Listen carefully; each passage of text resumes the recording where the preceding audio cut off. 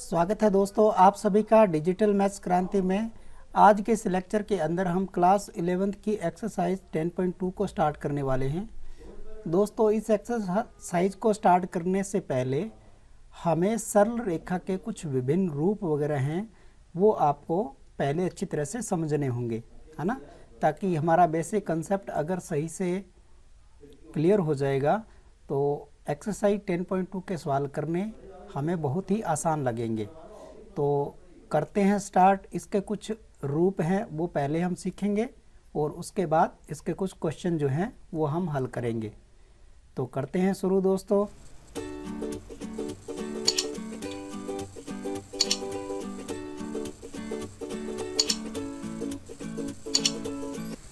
सरल रेखा के विभिन्न स्वरूपों की बात करें दोस्तों तो सबसे पहले आता है इसमें बिंदु ढाल रूप। बिंदु ढाल रूप, ठीक है, या इसको आप बोल सकते हो पॉइंट स्लोप फॉर्म। इसमें क्या दिया होगा आपको, एक तो आपको पर्टिकुलर कोई बिंदु हमें वो दे देगा, ठीक है, एक कोई एक्स वाई हमें बिंदु दे देगा और एक उसका हमें स्लोप यानी कि प्रवणता इसकी होगी m, ये दोनों हमें दे देगा। इसकी सहायता से हमें क्या है इक्वेशन निकालनी होगी। तो हम जानते हैं दोस्तों जब हमें इस प्रकार के दो चीज़ें दी हुई होंगी तो उसके इक्वेशन का प्रारूप क्या होगा, उसके इक्वेशन का प्रारूप होगा y minus y1 m x minus x1। अगर ये पॉइंट हमारी x1 y1 है तो इस प्रकार से ये हमारा फॉर्मेट हो जाएगा, ठीक है, समझ गए होंगे आप इसको। और दूसरा इसका जो रूप है वो है आपका दो बिंदु रूप। दो बिंदु रूप या आप लिख सकते हो 2 पॉइंट फॉर्म, जिसमें आपको ढाल ना दे करके सिर्फ आपको पॉइंट दिए होंगे, 2 पॉइंट। अब अगर 2 पॉइंट दे रखे होते हैं तो प्रवणता हम कैसे निकालते हैं ये हम पहले से जानते हैं, y2 minus y1 upon x2 minus x1, ये बात हम पहले से जानते हैं। तो इसमें बस जो हमने पहले वाला जो रूप लिखा है उसमें फ़र्क क्या है, m की जगह आपका ये यहाँ पे y2 minus y1 upon x2 minus x1 ये आ जाएगा, बाकी इक्वेशन आपकी सेम ही रहेगी। तो इक्वेशन हमारी कैसे बनेगी, y माइनस y1, m की जगह हम लिखेंगे y2 minus y1 upon x2 minus x1 और x माइनस x1, ये हमारा जो समीकरण हो जाएगा जब दो बिंदु दिए हुए होंगे, ठीक है। तीसरा जो रूप है वो है, एक तो आपको ढाल दिया होगा और एक अंतःखंड दिया होगा, है ना, इसको आप लिख सकते हो ढाल अंतःखंड रूप। ढाल अंतःखंड रूप, या फिर आप कह सकते हो slope intercept form. Intercept form इसमें क्या दिया, अब सबसे पहले आपको थोड़ा सा अंतःखंड के बारे में बता दूं कि अंतःखंड क्या होता है, ठीक है। स्लोप के बारे में तो बेसिकली हम जानते हैं, यहाँ से हम अंतःखंड के बारे में थोड़ा सा आपको बता देते हैं कि जैसे ये हमारे पास x अक्ष है, ये आपकी y अक्ष है, ठीक है। तो जैसे ही रेखा कोई, जैसे मान लो रेखा यहाँ पे जा रही है इस प्रकार से, तो ये जो y अक्ष पे काटा गया अंतःखंड है, ये जो दूरी है आपकी यहाँ से लेके यहाँ तक, इसको c दूरी मानते हुए इसको y अक्ष पे काटा गया अंतःखंड c बोलते हैं। जब x अक्ष पे काटा जाएगा तो मान लो इस प्रकार से रेखा जारी होगी, तो ये मान लो अपने d मान लिया, ये x अक्ष पे काटा गया अंतःखंड d होगा, ठीक है। और ये आपकी y की जैसे नेगेटिव साइड, ये x की नेगेटिव साइड।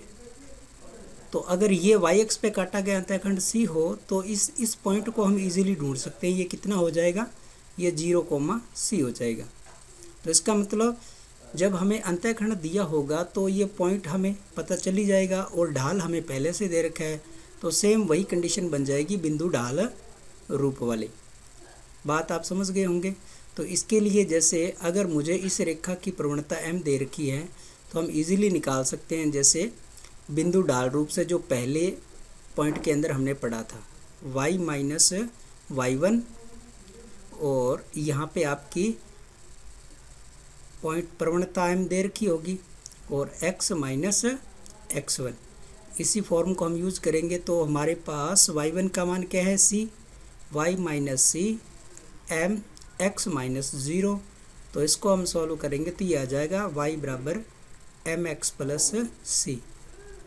ये फॉर्मेट हो जाएगा। इसमें अब ध्यान देने योग्य बात क्या है कि ये जो c है ये y अक्ष पे काटा गया अंतःखंड है। पॉजिटिव साइड में काटा है तो c आपका यहाँ पे प्लस में रहेगा, अगर नेगेटिव साइड में रहेगा तो वो यहाँ पे नेगेटिव आ जाएगा। ठीक है, क्योंकि नेगेटिव आने से यहाँ इधर वाली साइड में y प्लस हो जाएगा, इधर जाएगा तो नेगेटिव आ जाएगा। ये बात आप समझ गए होंगे। नॉर्मली हम y बराबर एम एक्स प्लस सी के फॉर्मेट में इसको याद रखते हैं, जहाँ पे m रेखा की प्रवणता है और c जो है y अक्ष पे काटा गया अंतःखंड है। अगर मान लो अब आपको x अक्ष पे काटा हुआ अंतःखंड दे रखा है, तो इसको मैं थोड़ा सा साइड में कर देता हूँ। मान लो आपको x अक्ष पे काटा गया अंतःखंड d दे रखा है। अगर हमें x अक्ष पे काटा गया अंतःखंड ये d डिस्टेंस पे दे रखा है तो ये पॉइंट हम इजीली निकाल सकते हैं। ये जो ये वाला पॉइंट है ये आ जाएगा d,0। तो अब अगर d,0 पॉइंट आपको दे रखा है और प्रवणता आपको m दे रखी है, तो y minus 0 m x minus d। तो हमारी इक्वेशन बन जाएगी y equal to m x minus d। ये हमारा समीकरण का रूप हो जाएगा। तो हमें यहाँ ध्यान देने योग्य बात क्या है कि ढाल अंतःखंड रूप के लिए आपको काटा गया अंतःखंड कौन सा है, y अक्ष पे काटा गया है तो y बराबर एम एक्स प्लस सी। ठीक है, प्लस माइनस सी होगा, अगर नेगेटिव साइड में होगा तो माइनस सी होगा, पॉजिटिव साइड में होगा तो आपका पॉजिटिव सी रहेगा। ठीक है, इसी प्रकार से d अगर x की पॉजिटिव साइड में है जब तो x के साथ माइनस डी होगा और नेगेटिव साइड में है तो प्लस डी होगा। तो ये दो फॉर्मेट आपको याद रखने हैं। ज़्यादातर इसमें y बराबर एम एक्स प्लस सी वाला फॉर्मेट ज़्यादा यूज़ होता है, तो आप ध्यान इन दोनों को ही रखें। इसके बाद चौथे नंबर पे हमारा इसका रूप आता है, सीधा ही लिखा होता है अंतःखंड रूप। अंतःखंड रूप या intercept form. Intercept form. Intercept form में क्या होगा कि आपको y और x अक्ष दोनों पे काटा गया अंतःखंड आपको दे रखे होंगे। ठीक है, यानी कि मान लो जो आपकी रेखा जा रही है वो इस प्रकार से रेखा जा रही है। अब x अक्ष पे काटा गया अंतःखंड आपको दे रखा होगा कि ये मान लो a डिस्टेंस पे, d की जगह यहाँ पे मैं a ले रहा हूँ। ठीक है, दूरी है, ये तो कुछ भी हो सकती है, अपने नॉर्मली a मान के चलते हैं। x अक्ष पे काटा गया अंतःखंड a है, y अक्ष पे काटा गया अंतःखंड अगर b हो, तो आप अब देख सकते हो कि ये जो पॉइंट यहाँ पे दिखाई दे रहा है, इस पॉइंट के कोऑर्डिनेट हम इजीली निकाल सकते हैं। ऐसे ही इस पॉइंट के कोऑर्डिनेट भी हम इजीली निकाल सकते हैं। तो क्या क्या हो जाएंगे दोनों के, अब जो x अक्ष पे काटा गया अंतःखंड है उसके हिसाब से ये जो पॉइंट हमारा हो जाएगा, ये पॉइंट आ जाएगा हमारा a,0। ऐसे ही y अक्ष पे काटा गया अंतःखंड हो जाएगा 0,b। तो अब आप समझ गए होंगे दोस्तों कि अगर मुझे x और y अक्ष पे काटा गया अंतःखंड दिया हुआ है, इसका मतलब है कि मुझे दो पॉइंट मिल गए। अगर मुझे दो पॉइंट दिए हुए हैं तो इजीली हम जो हमने दो बिंदु रूप वाला फॉर्म जो निकाली थी उसकी सहायता से हम इसका जो समीकरण का प्रारूप है वो इजीली हम निकाल सकते हैं। तो कैसे निकालेंगे, यहाँ पे y minus y1 y2 minus y1 upon x2 minus x1 x minus x1। इस फॉर्मेट को यूज करके हम निकाल सकते हैं। ठीक है, तो यहाँ पे अगर इसको निकाल के देखें तो y माइनस y1 को अगर मैं ये वाले जो पॉइंट है एक्स एक्स पे इसको x1 कोमा y1 मान लेता हूँ और इसको x2 कोमा y2 मान लेता हूँ मेरी मर्ज़ी से। ठीक है, ताकि मैं फॉर्मूले में इसको इजीली रख सकूँ। तो y माइनस 0, 0 माइनस b और a माइनस 0 और x माइनस a, तो ये मुझे मिल जाएगा y इक्वल टू माइनस का b अपॉन a और x माइनस a, ये मुझे मिल गया। अब इनका हम क्रॉस मल्टीप्लाई करा देंगे तो ये आ जाएगा ay माइनस का bx प्लस का ab, तो b इधर आ जाएगा bx ay equal to ab। दोनों साइडों में अगर हम ab से डिवाइड कर दें, ab से डिवाइड कर दें तो यहाँ आप देखोगे ये b से b कैंसिल हो गया, a से a कैंसिल हो गया और ab से ab कैंसिल हो गया। तो हमारे पास जो फॉर्मेट आ गया है वो फॉर्मेट ये आया है x upon a y upon b equal to 1। ये हमारा एक्चुअल फॉर्म आ गई है। कब? जब x और y एक्स पे काटे गए अंतःखंड हो। तो ध्यान रखने वाली इसमें बात ये है कि x एक्स पे काटा गया अंतःखंड हमारा ये है और y एक्स पे काटा गया अंतःखंड हमारा ये है और इक्वल टू में 1 है। ठीक है, तो ये फॉर्मेट हमें ये बताएगा कि x और y एक्स पे कितनी दूरी पे जो है अंतःखंड है वो काटे हुए हैं। तो यहाँ तक आपको समझ में आ गया होगा दोस्तों। इसके बाद जो दोस्तों पांचवा रूप है लंब रूप, लंब रूप या जिसको बोलते हैं नॉर्मल फॉर्म। नॉर्मल फॉर्म सत्र 2020-21 के लिए कोरोना काल के अंतर्गत ये आपके सिलेबस से हटा हुआ है, ये टॉपिक आपके नहीं आएगा, लेकिन क्योंकि हमें 12th की स्टडी को ध्यान में रखना है तो इसलिए हम इसको आपको बता रहे हैं। अगर आप इसको समझना चाहते हैं तो समझ सकते हैं, नहीं तो स्किप करके इस पार्ट को आप आगे जा सकते हो। लंब रूप में क्या होता है दोस्तों कि जैसे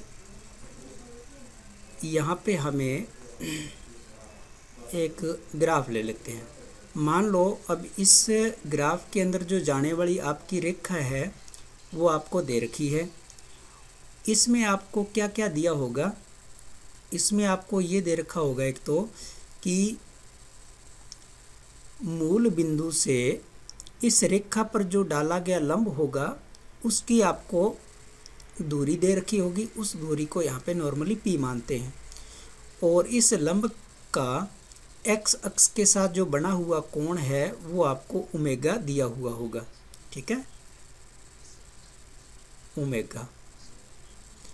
तो इसका जो फॉर्मूला यानी कि फॉर्म होता है वो मैं आपको यहाँ पे लिख के बता देता हूँ। x cos omega plus y sine omega equal to p, ये इसकी इक्वेशन की फॉर्म है। अब ये फॉर्म कैसे आई है, इसको अगर हम निकालने की कोशिश करें तो बहुत ही आसानी से निकाल सकते हैं। आप यहाँ पे देख सकते हो कि ये अगर मैं यहाँ से ऐसे लंब डाल दूँ, है ना, तो मैं इस पॉइंट, ये जो पॉइंट आप यहाँ देख रहे हो, इस पॉइंट के कोऑर्डिनेट हम इजीली निकाल सकते हैं। कैसे?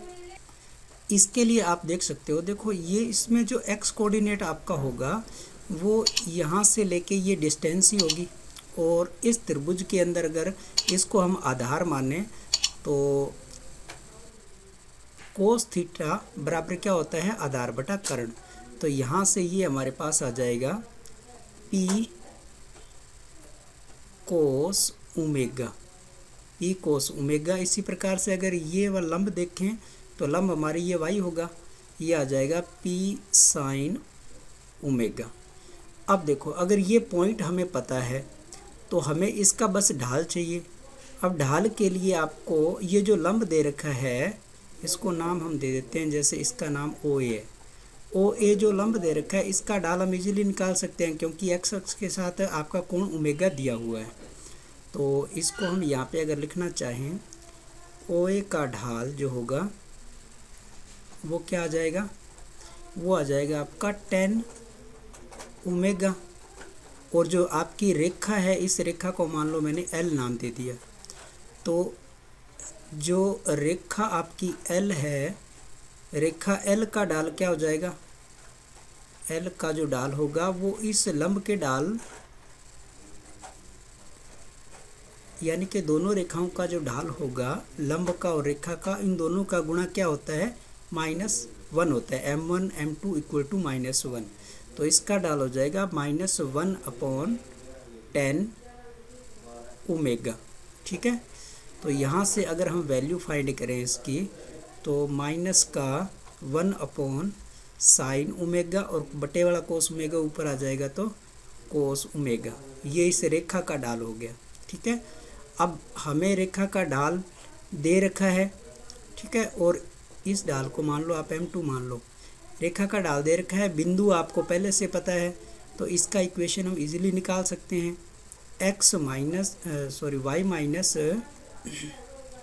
y minus p sine omega, और यहाँ पे जो भी आपका ढाल आया है कोस ओमेगा अपॉन साइन ओमेगा, और x minus P cos omega. ये मैंने डायरेक्ट वो फार्मूला रखा है, कौन सा, y minus y1 m x minus x1। ये फार्मूला हम पहले से जानते हैं, बिंदु डाल रूप। ठीक है, जब एक बिंदु दिया हो, डाल दिया हो, तो उसको हम यूज़ कर रहे हैं। तो यहाँ पे हम क्रॉस मल्टीप्लाई करा देते हैं, तो y sine omega minus p sine square omega minus का x कोस ओमेगा प्लस का p कोस स्क्वायर ओमेगा। तो यहाँ से x कोस ओमेगा को हम इधर ले आते हैं, x cos omega y sine omega, और ये p साइन स्क्वायर ओमेगा को राइट हैंड साइड में लेके जाएंगे और p को कॉमन लेंगे, तो sine square omega plus cos square omega. इसका मान क्या होने वाला है, इसका मान 1 हो जाएगा और ये p ही रह जाएगा, और ये हमारा जो है लंब रूप हमें मिलेगा। ठीक है, ये लंब रूप है। अब इस लंब रूप में हमें याद क्या रखना है कि जो आपका ओमेगा है वो x अक्ष के साथ लंब का बना हुआ कोण है। ठीक है, x अक्ष का लंब के साथ बना हुआ कोण है, और जो p है वो मूल बिंदु से रेखा पे डाले गए लंब की लंबाई है। तो कुछ बेसिक चीज़ें जो एक्सरसाइज 10.2 के लिए आपको चाहिए थी वो मैंने आपको समझा दी हैं। उम्मीद करता हूँ कि आपको समझ में आ गई होंगी। एक्सरसाइज 10.2 के क्वेश्चन नंबर फर्स्ट को अगर हम देखें तो यहाँ पे x अक्ष और y अक्षों के समीकरण हमें लिखने हैं। तो इसके लिए दोस्तों आपको एक छोटा सा इधर डायग्राम बना के बताता हूँ कि हम जानते हैं कि इस डायग्राम के अंदर ये मूल बिंदु आपका 0 0 होता है, ये आपकी x अक्ष है और ये y अक्ष है, ये हम पहले से जानते हैं। अब हमें x अक्ष का समीकरण निकालना है, तो x अक्ष की क्या खासियत होती है, इस पे y का मान 0 होता है। तो x अक्ष का समीकरण क्या हो जाएगा, y बराबर 0। और ऐसे ही y अक्ष के समीकरण की बात करें तो y अक्ष का समीकरण हो जाएगा x बराबर 0, क्योंकि y अक्ष के प्रत्येक पॉइंट पे x का मान क्या होता है, 0। तो पहला तो बिल्कुल ही सिंपल है, x अक्ष का समीकरण y बराबर 0 और y अक्ष का समीकरण x बराबर 0। और दूसरे क्वेश्चन को बात करें तो इसमें डाल दिया है 1/2 और बिंदु से जाने वाली, है ना। ये आपका फर्स्ट क्वेश्चन और ये सेकंड में हमें डाल दे रखी है प्रवणता 1/2 और बिंदु दे रखा है -4,3। इन दोनों से जाने वाली रेखा का समीकरण। तो बिंदु डाल रूप से हम जानते हैं, जब एक बिंदु हमें दिया होता है x1, y1, इसको मान लिया, तो बिंदु डाल रूप से हम इक्वेशन कैसे लिख सकते हैं, y माइनस y1 प्रवणता m x माइनस x1। बस यहाँ हमें वो वैल्यू रखनी है। y1 का मतलब 3 है, प्रवणता आपकी 1/2 है, x माइनस x1 का मतलब है -4। तो ये हो जाएगा 2 का अगर मल्टीप्लाई इधर करा दें तो -6 और x प्लस 4, और इसको थोड़ा सा हम सॉल्व कर लें तो ये इक्वेशन आ जाएगी 2y इधर ले आए माइनस का, और ये 10 = 0। ये हमारा आंसर हो गया। बिल्कुल सिंपल से क्वेश्चन है। अब तीसरा क्वेश्चन दे रखा है बिंदु 0 0 से जाने वाली और ढाल क्या है, m है। तो ये बिल्कुल सिंपल इसी की जैसी है, यही फॉर्मेट यहाँ पे यूज़ होगा और इसमें x1 y1 की जगह 0 0 आ जाएगा, तो आप इसको इजीली कर पाओगे। क्वेश्चन नंबर 4, बिंदु से जाने वाली और x अक्ष से 75 डिग्री कोण पे झुकी हुई है। इसका मतलब क्वेश्चन नंबर 4 में हमें क्या दे रखा है, एक तो वो पॉइंट दे रखा है 2√2, 2√3 इस बिंदु से गुजरती है और x अक्ष के साथ जो कोण बनाती है यानी कि m क्या होता है, tan थीटा ही 20 को यूज़ करते हैं हम, है ना। तो ये थीटा जो होता है x अक्ष के साथ बना हुआ कोण होता है। तो यहाँ हमें 75 डिग्री दे रखा है, तो tan 75 डिग्री। अब tan 75 डिग्री का मान हम वैसे तो नहीं जानते हैं, लेकिन हम इसको तोड़ करके आसानी से निकाल सकते हैं, ठीक है।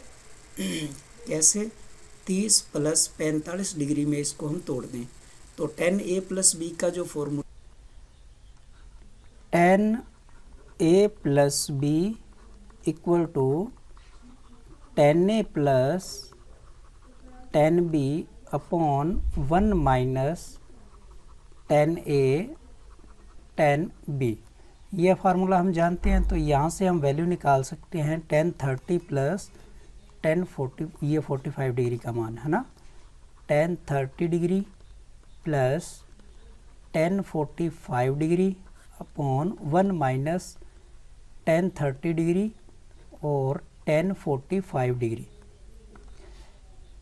tan 30 डिग्री का मान हम जानते हैं कितना होता है, 1/√3, 1/√3 और 45 डिग्री का मान 1, ये 1 - 1/√3 और 1, यह आ जाएगा 1 + √3/√3 और √3 - 1/√3। तो यहाँ से हम देखेंगे कि √3 से √3 तो कैंसिल हो जाएगा और यहाँ से हमें tan थीटा का जो मान है वो मिल जाएगा 1 + √3/√3 - 1, यानी कि एक तरह से ये आपको प्रवणता जो है वो मिल गई। अब प्रवणता हमें मिल गई और पॉइंट हमें ऊपर दे रखा है 2,2√3। क्वेश्चन नंबर ये 4 है, पॉइंट हमें दे रखा है 2,2√3, ठीक है। ये कोई भी पॉइंट दे रखा, तो इससे जाने वाली रेखा का समीकरण हम इजीली निकाल सकते हैं, y - 2√3 और प्रवणता आपकी 1 + √3/√3 - 1 x - 2। तो इस इक्वेशन को जैसे ही हम सॉल्व करेंगे तो हमें आंसर जो है वो मिल जाएगा। इसको मल्टीप्लाई करा देते हैं, तो √3 - 1 का मल्टीप्लाई y - 2√3 के साथ और 1 + √3 का मल्टीप्लाई x - 2 के साथ। √3 का मल्टीप्लाई करेंगे तो y √3 और माइनस का 2, √3 से √3 मल्टीप्लाई होके 3 हो जाएगा, माइनस का y और प्लस का 2√3, यह आ जाएगा x - 2 और x √3 और माइनस का 2√3। तो इसको और सॉल्व कर लेते हैं थोड़ा। यहाँ पे हम जैसे y को कॉमन ले लें तो √3 - 1 और ये हो जाएगा माइनस का 6 प्लस का 2√3 और x को अगर कॉमन ले लें तो 1 + √3 और माइनस का 2 माइनस का 2√3, ठीक है। तो इन सभी को आप फॉर्मेट में इधर उधर सही कर सकते हैं। जैसे x वाले पार्ट को मैं अगर यहाँ से शुरू करूँ, 1 + √3 माइनस y से माइनस को बाहर ले लिए तो 1 - √3 y हो जाएगा और इसको हम इधर लेके आएंगे और ये यहाँ पे प्लस का हो जाएगा, ठीक है। -2 √3 और ये इधर आके 6 - 2√3 = 0, ठीक है। तो यहाँ से ये सारा आप इसको लिख सकते हो 1 + √3 + 1 - 3y और यहाँ से ये कैंसिल आउट हो जाएगा तो बचेगा 6 में से 2 जाएंगे तो 4 और ये माइनस का 2 और 2 4√3 इक्वल टू 0। यहाँ से आप 4 को कॉमन भी ले लो तो 1 माइनस √3 ये कॉमन आ जाएगा, ये रह जाएगा आपका √3। तो ये हमारी इक्वेशन होगी। ठीक है, इस प्रकार से हम सॉल्व कर सकते हैं। क्वेश्चन नंबर 5 में दिया है मूल बिंदु को बाईं और x अक्ष को 3 इकाई दूरी पर प्रतिच्छेद करने और 2 ढाल वाली इक्वेशन यानी कि हमें निकालनी है। तो इसका मतलब ये हुआ कि ये हमारा ग्राफ है, x अक्ष को बाईं तरफ काट रही है ना 3 इकाई दूरी पे। तो मान लो रेखा कहीं भी जारी हो, है ना। अब मान लो ये रेखा हमने मान ली, ये डिस्टेंस माइनस की 3 इकाई दूरी पे ये काटेगी। तो इस पॉइंट, इसका ये पॉइंट हम निकाल सकते हैं -3,0 और इस रेखा का ढाल हमें m का मान है वो 2 दे रखा है। तो बिंदु पता है और ढाल पता है तो हम इजीली निकाल सकते हैं y माइनस y1 का मतलब 0, प्रवणता m का मतलब 2 और x माइनस और -3। तो ये y equal to 2x plus 6 यानी कि 2x minus y plus 6 equal to 0, ये हमारी इक्वेशन हो जाएगी। तो धन्यवाद दोस्तों, आज की इस वीडियो में बस इतना ही। मिलेंगे नेक्स्ट वीडियो के अंदर। अगर आपको वीडियो पसंद आ रही है तो प्लीज़ आप इसे लाइक करें, अपने दोस्तों के साथ शेयर करें और चैनल पर अगर पहली बार हो तो प्लीज़ चैनल को सब्सक्राइब कर लें, पास में आने वाले बेल आइकन को ज़रूर दबा दें। थैंक यू दोस्तों।